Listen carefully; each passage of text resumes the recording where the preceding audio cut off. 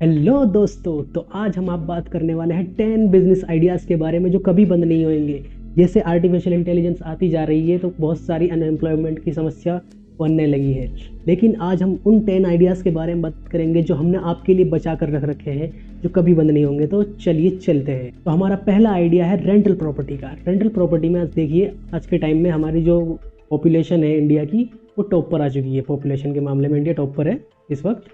तो आप खुद सोचिए कि अगर इतनी ज़्यादा पॉपुलेशन होगी तो रहने की दिक्कत तो आएगी, तो लोगों को जो है रहने के लिए दिक्कत आएगी। और रेंटल प्रॉपर्टी एक बहुत अच्छा बिजनेस है। इसमें जो है आपको बस क्या करना है, आपको एक प्रॉपर्टी बिल्ड करनी है। इसमें कमर्शियल और रेंटल दो तरह की होती है। उनमें रेंटल यील्ड अलग अलग होती है, 2-3% के हिसाब से 7-8-9% इस तरह से अलग अलग होती है। उसके बारे में हम फिर कभी बात करेंगे। लेकिन अगर आप रेंटल प्रॉपर्टी में जाते हैं तो आपकी पैसिव इनकम तो जनरेट होगी ही होगी, और साथ में आपको जो है ये बिज़नेस कभी बंद नहीं होगा। तो हमारा दूसरा बिज़नेस जो है वो है पेंट्स के बारे में। देखिए, कोई भी घर हो, आपका घर हो, मेरा घर हो, किसी का भी घर हो, अगर हमें अपने घर को ब्यूटीफुल लोकेशन की तरह दिखाना है, अच्छा दिखाना चाहते हैं, तो क्या होता है, हमें पेंट चाहिए होता है। पेंट का बिज़नेस जो है कभी बंद नहीं होने वाला बिज़नेस है। क्यों? क्योंकि देखिए, कुछ सालों बाद हमारा पेंट जो है ओल्ड हो जाता है, न्यू डेकोरेशन चाहिए होती है, हर कोई बोर हो जाता है। एक सिंपल सी बात है। तो आपका जो ये पेंट का बिज़नेस बहुत अच्छा काम करेगा। इसी तरह से एशियन पेंट्स अल्टीमा है। तो अब क्या है, अब देखिए, अगर आप इस बिज़नेस को स्टार्ट नहीं कर सकते तो इसमें इन्वेस्ट तो कर सकते हैं। सही बात है ना? तो उसके बारे में हम अगली उसमें वीडियो में चर्चा करेंगे, कैसे इन्वेस्ट करते हैं। वैसे सिंपल तरीका है, आज के टाइम में हर कोई जानता है। ग्रो अप स्टॉक्स, ये ब्रोकर आ चुके हैं, आप इसके ज़रिए इन्वेस्टिंग कर सकते हैं रेंटल के अंदर, पेंट्स के अंदर। ठीक है, अब हम बात करने वाले हैं अपने तीसरे आइडिया के बारे में। हमारा तीसरा आइडिया जो है वो मैरिज और इवेंट प्लानिंग के बारे में। देखिए, आज के टाइम में इंस्टाग्राम, सोशल मीडिया के ज़रिए हर कोई जो है बेहतरीन शादी करना चाहते हैं। वो इस तरह से शो करते हैं कि जी यही ब्यूटीफुल मैरिज है, इसी तरह से आपको शादी करनी चाहिए। तो ये जो है साइकोलॉजिकल अफेक्ट कर रहा है लोगों पर। इससे क्या होगा, इससे यहाँ पर अपॉर्चुनिटी बनेगी एक नया बिजनेस क्रिएट करने की। वैसे तो ये रनिंग बिजनेस है, लेकिन आप इसमें चाहें तो अलग अलग तरह से कर सकते हैं। तो देखिए, अब क्या कहते हैं, मैरिज इवेंट प्लानिंग के अंदर जो है, अब जो है किसी की मैरिज प्लान कर सकते हैं, उन्हें नई नई वैल्यूज़ दे सकते हैं। जिस तरह से वो चाहते हैं, उनकी ड्रीम मैरिज आप उन्हें दे सकते हैं वैल्यू के तौर पर। उससे आपका एक बिजनेस जनरेट होगा। अब बिजनेस मॉडल्स के बारे में हम बाद में बात करेंगे, क्योंकि यहाँ पर हम बात कर रहे हैं टॉप 10 आइडियाज़ के बारे में। ठीक है दोस्तों, हमारा चौथा आइडिया है टायर्स का। देखिए, टायर्स की बात करते हैं। टायर्स MRF का शेयर्स आप देख ही रहे होंगे। अगर आपने नहीं देखा है, नई जानकारी रखते हैं, तो ज़रूर रखा करें अगर आप बिजनेस के अंदर आते हैं। MRF का टायर का शेयर्स देखिए कहाँ से कहाँ भाग चुका है इस वक्त। तो हमें उसमें क्या करना है, देखिए कुछ नहीं करना है। टायर्स के बिजनेस में आपको एंटर होना है। नहीं हो सकते, इन्वेस्ट करो। अगर आपके पास इन्वेस्ट जितनी रकम नहीं है तो भाई यार अपनी इनकम बढ़ाओ, ठीक है ना। और इस बिज़नेस के अंदर आप उतर सकते हैं, ट्राई भी कर सकते हैं। अब बात करते हैं टायर्स बिजनेस के बारे में। देखिए, कोई भी गाड़ी आ जाए, इलेक्ट्रिकल हो, टेस्ला हो, ठीक है, या आपकी हाइड्रोजन पर चलने वाली, ये सारी यानी पेट्रोलियम गैस पर चलने वाली कोई भी गाड़ी हो, वो चलेगी टायर से ही। वो ऐसा नहीं है कि बिना टायर के चलेगी। तो ये बहुत अच्छा बिजनेस मॉडल रहेगा। टायर्स कभी बंद नहीं होने वाले हैं। इन्फ्लेशन रेट और सप्लाई एंड डिमांड के साथ साथ ये बढ़ता रहेगा। टायर चलेगा तो घिसेगा, फिर दोबारा से उसे कराना पड़ेगा। तो ये जो है ना साइकिल बिजनेस है, इसमें जो है ना दोबारा से सेल आ रही है, जनरेट हो रही है बार बार। तो ये एक बहुत अच्छा बिजनेस रहेगा आपके लिए। हमारा अगला बिजनेस है 5वें नंबर पर एजुकेशन। जी, एजुकेशन इंडिया के अंदर सबसे बड़ा स्कैम जिसके नाम पर होता है, लेकिन मैं बात कर रहा हूँ रियल एजुकेशन के बारे में। सिर्फ ये नहीं कि आपने एक स्कूल खोल दिया और इस तरह से आपने बस इस तरह से इनकम करना है, लेकिन स्कूल भी आप खोल सकते हैं। बहुत अच्छा ऑप्शन है। आपकी जो है ना ज़िंदगी भर की कमाने की टेंशन खत्म हो जाएगी। रियलिटी तो यही है। लेकिन अब मैं बात करता हूँ थोड़ी आगे की, एडवांस लेवल की। देखिए, एजुकेशन जो है ना आज के टाइम में ऑनलाइन जो है बहुत आगे जा चुकी है। तो ऑनलाइन जो ये एजुकेशन इंडस्ट्री है बहुत ज़्यादा बूम पर है और ग्रो कर रही है। और लोगों को हमेशा कुछ ना कुछ सीखना होता है।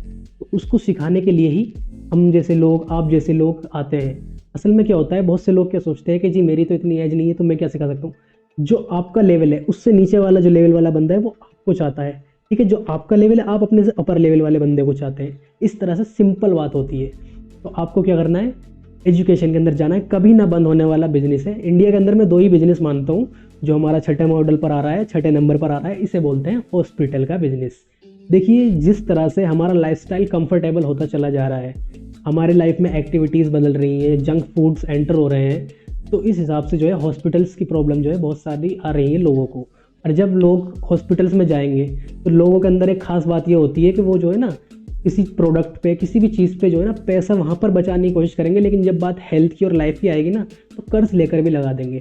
ये रियलिटी है। मिडिल क्लास में क्या होता है ना, ज़्यादातर इंश्योरेंस पे ध्यान नहीं देते हैं, फाइनेंशियल प्लानिंग पर ध्यान नहीं देते, और उसके बाद क्या होता है, अचानक से कोई प्रॉब्लम आती है, कहीं से भी डेप्ट लेना पड़े लेकिन इलाज कराना है। ये सिंपल सा उनका फार्मूला होता है, ठीक है ना। तो इसीलिए एजुकेशन बिजनेस और हॉस्पिटल बिजनेस दोनों रनिंग बिजनेस है।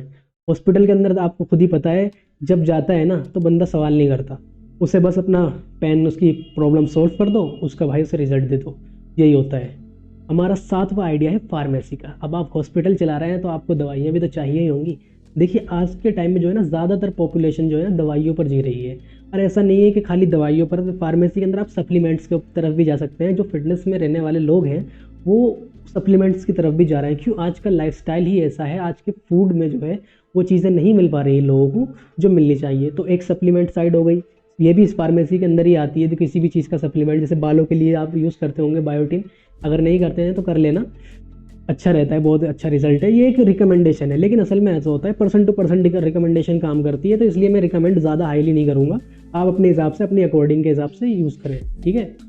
हम फार्मेसी की बात कर रहे थे, तो फार्मेसी में क्या होता है, देखिए दवाइयाँ ही ज़रूरी चीज़ बन जाती हैं लोगों के लिए। और असल में क्या होता है ना, दवाई तो लोगों को लेनी ही है अगर आप इलाज कराना है, तो ये जो बिज़नेस है ना कभी बंद नहीं होने वाला, ये ऐसा मॉडल है, ठीक है। तो हम बात करते हैं अपने अगले बिजनेस के बारे में, जो हमारे 8th नंबर पर है, वो है बार्बर का।